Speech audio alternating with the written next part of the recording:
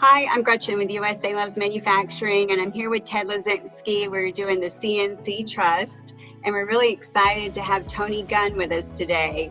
He's with Fifth Axis, and he's going to, let us know a little bit about what he's doing in the CNC world and give us his ideas on COVID and sales and marketing in general. So, Tony, thanks so much for joining us. Thank you so much for having me. I appreciate being here. I'm looking forward to this discussion as I honor Ted's wisdom and all he's done since 2008 and launching Motor City. So I'm excited to be here and I appreciate it. Yeah, Great to have you, Tony.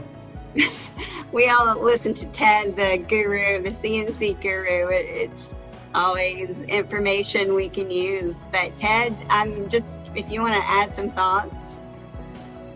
Yeah, Tony. I mentioned before I've ran into some of your coworkers at some trade shows with Fifth Axis.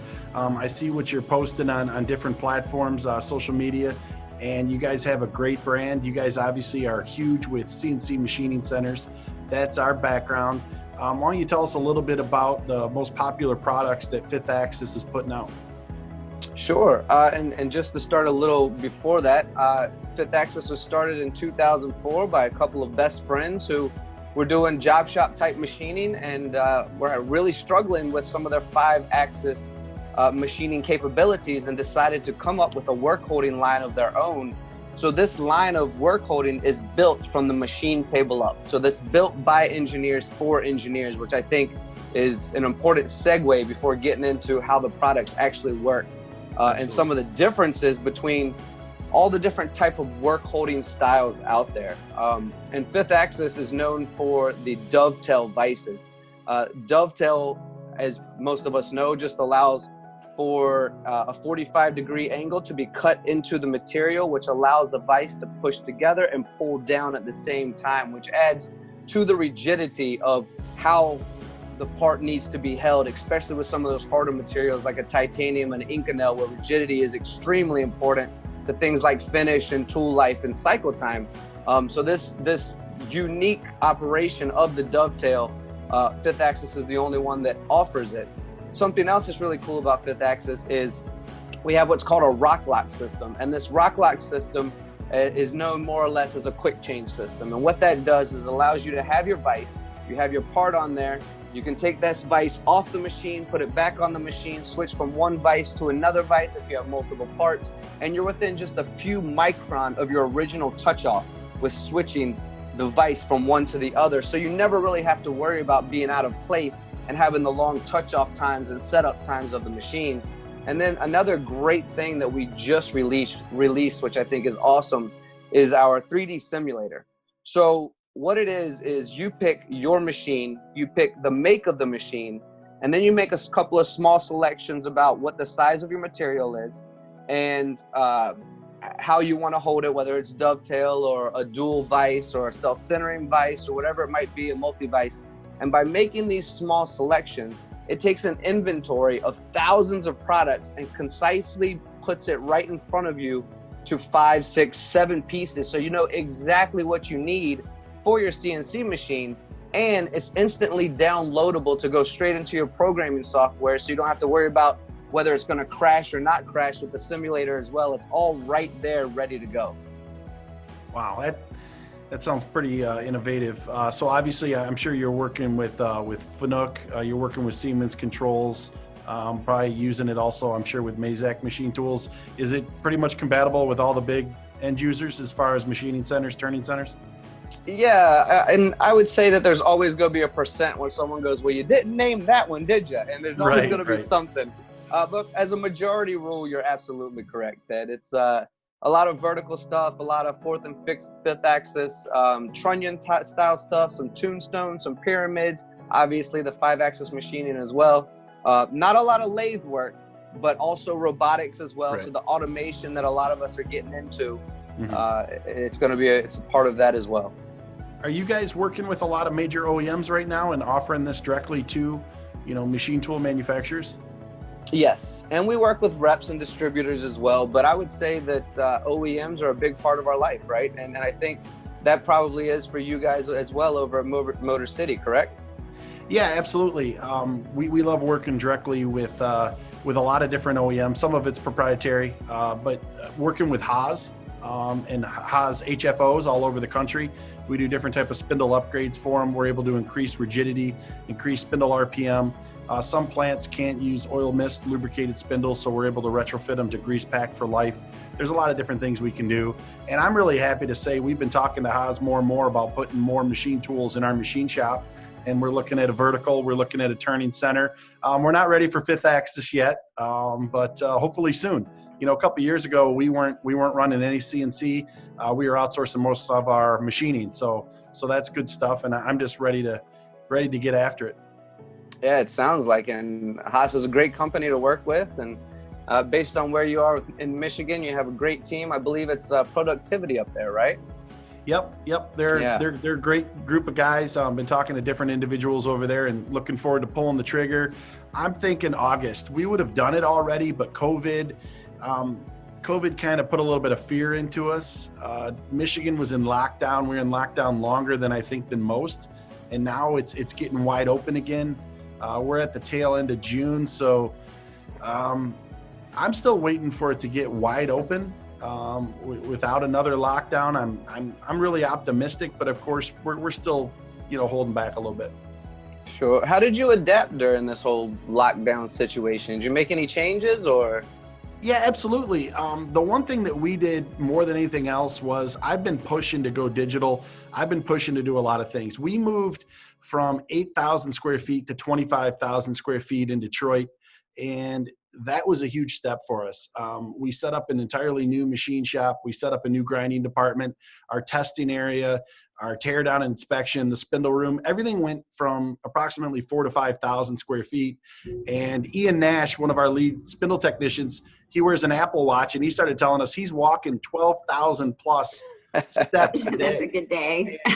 Yeah, and we started noticing that the people all over the place, all of a sudden, it was just really inconvenient. It was really time consuming. And if you walk across the shop like that, all of a sudden you're getting stopped by everybody. So we had to go digital. Everybody was using their cell phones a lot. We quadrupled the number of iPads we had, but we went digital. Our purchasing during the lockdown and the quarantine, we were open. We only closed for a few days, but we were able to centralize purchasing at home. We were able to do obviously marketing from home, sales from home. But some of our staff that still aren't totally comfortable working in the shop are still able to work from home, and it's made us a better company for it. And we've really kind of added on a lot of different dimensions from that. You got to start somewhere and build from it. Absolutely. And if my memory serves me correctly, which it often doesn't, I believe I read that in 2013 was that transition you were just talking about, and you went from like 7 employees to 25 plus, right? Yeah, that was difficult as well. I brought on Jeff Carter, who Jeff and I worked together at a spindle OEM by the name of the Pope Corporation. They were around for 83 years before they got bought by somebody else. Jeff owned his own shop, and I told Jeff, I said, we're kind of running this as 2 companies because we were legally, but we were sending him all of our spindle repair work, and we were essentially his only customer. And I just knew once we got under one roof, we would explode. And Jeff was really nervous. We actually got under one roof and ran separately for about a year. And then he finally dove in, became an owner of Motor City, and we quadrupled in size in a really short order. And then we bought the new building that I just talked about. So it's worked out extremely well. It's actually exceeded my expectations. And now I'm looking forward to seeing what we can do next. Yeah, congratulations. That's awesome, man. Thanks. Yeah. I appreciate that. Yeah, you've seen a lot of growth. So, Tony, what is your daily life like at Fifth Axis? Oh, you're going to love this. I work remotely like a lot of other people. And before or after COVID, I work remotely.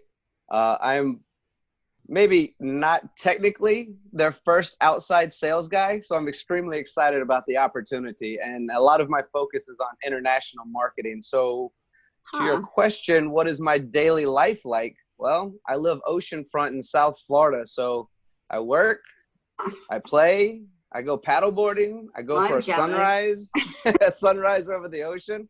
The home office is cool. It's one of those things where I'll start work at 7 in the morning and I won't finish until 9 at night because Fifth Axis is based on the West Coast in San Diego, right? So it doesn't mean I'm working continuously from 7 a.m. to 9 p.m., but it means I'm able to support most countries within that time frame, like the Singapores and Malaysias and Koreas and Japans and Indias, England and the rest of Europe, so on and so forth, that have the different time zones. And I think it's important to be able to answer questions in a timely manner when the customers have questions that they feel like they need yesterday. You know, they have questions where they need the answers yesterday. Right.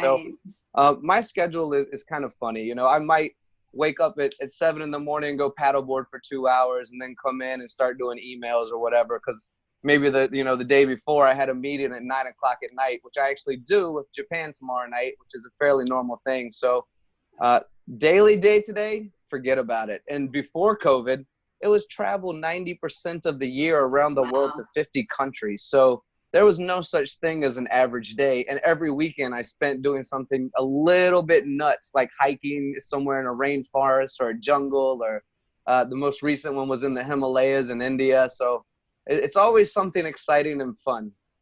No kidding. That's a lot of amazing experiences. So it's like, you know, having the perfect job if you like to be a globetrotter. I would definitely agree with that. And not everyone's built for it, but those of us who are, it's an excellent opportunity. And to be fair, the last owner I had at Air Turbine is a fantastic person by the name of Simon Shane. And the owners now at Fifth Axis are amazing people that trust that we're going to do everything we can to create success for everyone around us. And I think it's important that the belief in us is there so that we generate a more creative and free-spirited environment, which at the end of the day is going to create more success for everyone involved. And that type of freedom, while it's hard for some people to release that kind of a leash, it is, in my opinion, one of the most valuable things you can offer an employee in some of the positions that we're in.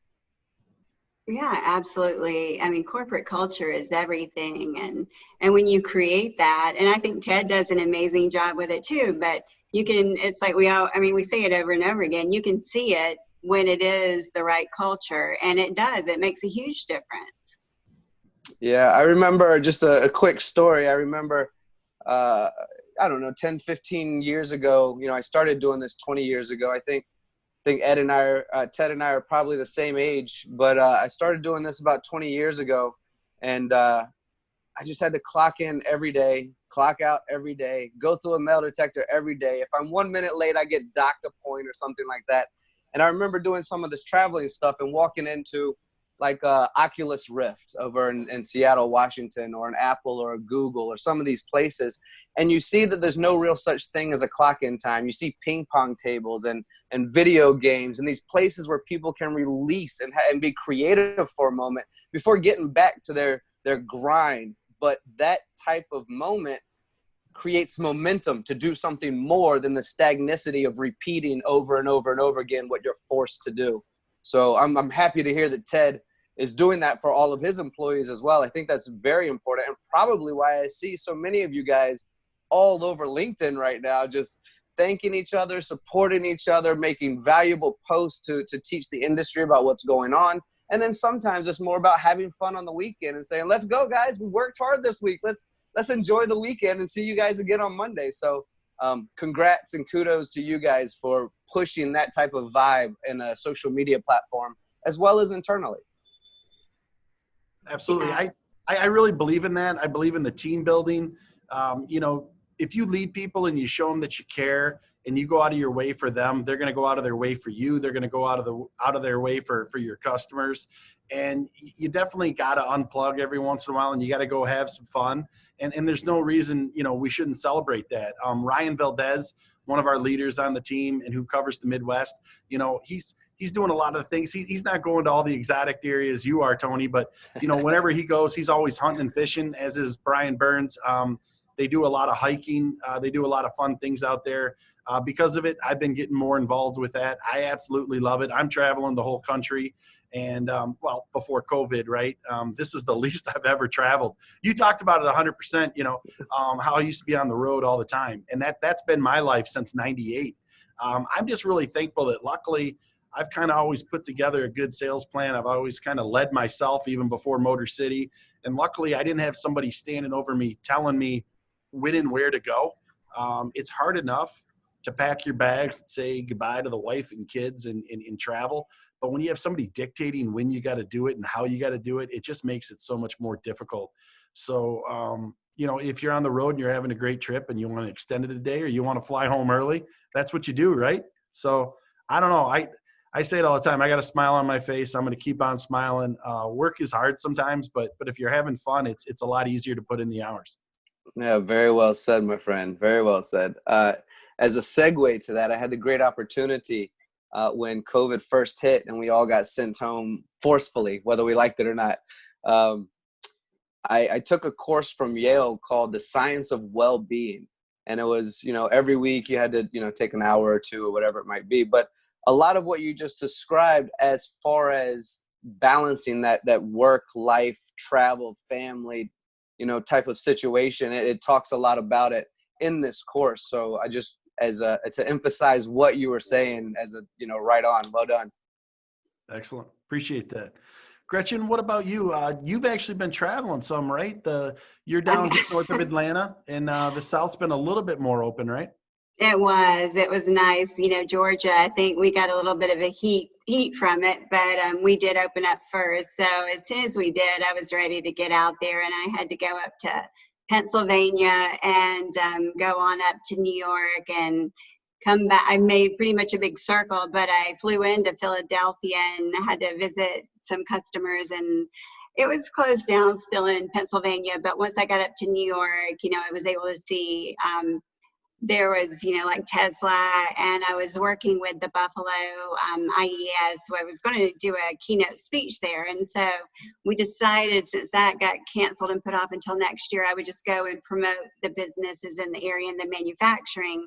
So I was able to see Niagara Falls, and it was great. And I'm wanting to get out there even more. It makes a huge difference to be able to go see people instead of just doing the Zoom meetings, which, you know, that's been a lifesaver for all of us. But Tony, I'm curious now, because this intrigues me about what you do.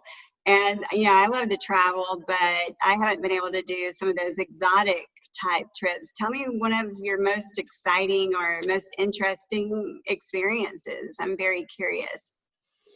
Oh, well, to be fair, I have 3 favorite places on this planet. And I think when people ask me what's your favorite, my typical answer is they're all beautiful because they all offer something different. And that's very much true. But I've left my heart in a few places. Mexico is one.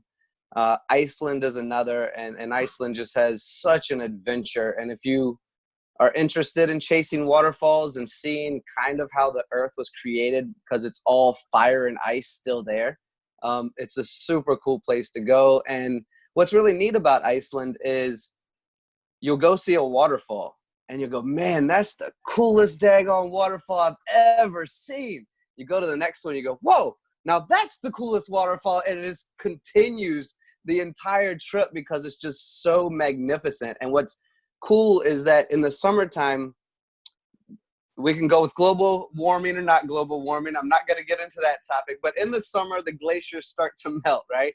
And when that happens, the waterfalls just expand to these massive amounts. And then in the wintertime, if you're so lucky to see the Northern Lights, that's a gift in itself. Yeah. But the final answer to your question is Bali. I am a massive, massive fan of Bali. I've been to full moon parties there. I've rented a scooter and driven the whole island. Chased every waterfall, had monkeys steal my wallets and my phones. It's wow. Just it's a really unique place has an active volcano at the moment. And the day I heard that it was active and people were getting away from it was the day I started climbing it, because I wanted to see what it was like. And I'm still alive, which is great. But there was soot all around me. All the greenery was actually a grayish hue, because of the soot that was coming out of the volcano while it was active. Bali is definitely one of my favorite places. Do you guys have any special places? Go ahead, Gretchen. I got a few. I'll go second. Yeah, you know, it's kind of like you said. I mean, there's so many different parameters. I love the south of France and the Italian Riviera, San Remo, and I like the smaller places like Antibes and Jean Le Pen. And then I love Europe, just overall. We traveled a good bit in Italy, so I always like those small little cities like towns like Lucca. And I was really big into the history, but here in the U.S., I loved going to the Grand Canyon. It was beautiful, but Niagara Falls was beautiful too. It's just, immerse yourself in the beauty. It's just everywhere. So what about you, Ted? Well, Niagara Falls isn't too far from us. And Yeah. being in Detroit, we can cut through Canada. Typically you can do it in a little under 4 hours, so it's really not that far of a trip. I've traveled it quite a bit. Kind of down your way, Gretchen, I've really enjoyed the Carolinas, especially traveling for business. We do extremely well. We've been doing a lot in aerospace, so we've been doing really well in Charleston. Charleston's one of my favorite cities. Well, in the come on down. Yeah, no, I will be. I've got some appointments ready for you. And one of our largest customers is right over there, and you barely even leave the airport. It's kind of neat. So that's fun. I always enjoy Seattle. I know Seattle rains a ton, but I've been really blessed. Most of the trips I go out there, I seem to not run into too much rainfall. If you're in Seattle, I like getting all over the coast. I love running down to Portland. And then, you mentioned Mexico, Tony. Our family has friends that it's actually my wife's aunt and her sisters have property down in Playa del Carmen, and we go typically every year. I spent last Christmas there. We'll probably go again this year. So I just really enjoy doing it. I've been to Tuscany, hit that in Italy once. That was our honeymoon. That was absolutely amazing. And unfortunately, I haven't been back since. I'm not much of a world traveler, but it sounds exciting. I would love to do it more. If you ever need a guide, you let me know. Sounds good. Motor City tour of Italy. After 5:30, I got the personal obligations I got to run to. But hopefully Understood. You guys keep chatting, and hopefully we can do this again, Tony. I love what you're doing out there, and I look forward to getting to know you better. Pleasure's all mine, Ted. I appreciate you, and I'm sorry we ran a little long, but excellent conversation. It was good getting to know you a little bit better. Perfect. Tony, Thanks, guys. it was so nice to see you, and I look forward to learning more about you as well. Sounds awesome, Gretchen. I will hope you talk more next time. I have more to learn about you. Yeah, okay. We'll do the 20 questions. All right, awesome. Thanks so much. See ya. Cheers, guys. Bye. Bye. Thanks, Tony. Thanks, Gretchen. Appreciate you. Have a good night. Yeah. Bye. Bye.